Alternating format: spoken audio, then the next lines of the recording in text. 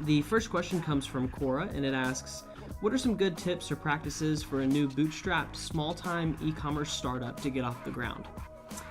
So first and foremost, congrats on the start of the business. It's always a super exciting time.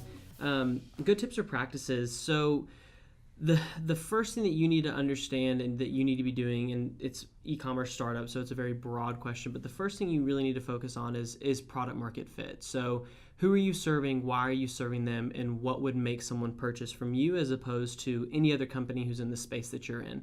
You've got to have a unique quality about you as a company. You don't just want to be another dumb pipe, because other companies who are much better funded and have much larger operations can beat you in that perspective. So when you're thinking about it, Benjamin Kicks comes to mind this morning, and I don't know why, but Benjamin Kicks is a hypebeast shoe broker essentially, and what he does is he sells shoes to celebrities. And what made him unique and made him different when he started up his website was the collaborations that he had. Like, he supplies P. Diddy with his shoes. He supplies DJ Khaled with his shoes.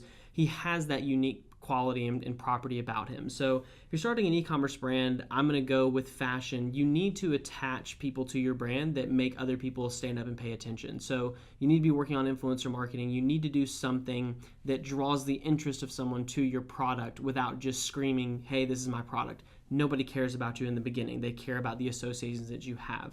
So that's one tip. Second is know what you can spend to acquire a customer. Guys, e-commerce companies have to be data-driven. You have to know your numbers. You have to understand what traffic sources are working well for you, what's not, and that requires a little bit of testing. But the number one thing that I see in e-commerce companies when we talk to them, audit them, anything like that, when I was running my agencies, a lot of e-commerce companies don't know what they can spend to acquire a customer because they don't know the core metrics that matter most to their company. So you need to know what your conversion rate is on your website. You need to know what your average order value is. You need to know the price that you can spend to acquire someone per product if you're running PPC, or per average order value, and the margins that you have based on top of that. You need to know your fulfillment costs. You need to know your cost of goods sold. All of these numbers you have to be able to spit off the top of your head, because if you don't know that, you don't know your company. So I hope those are a few tips and tricks that you can use to help you with your company. Good luck.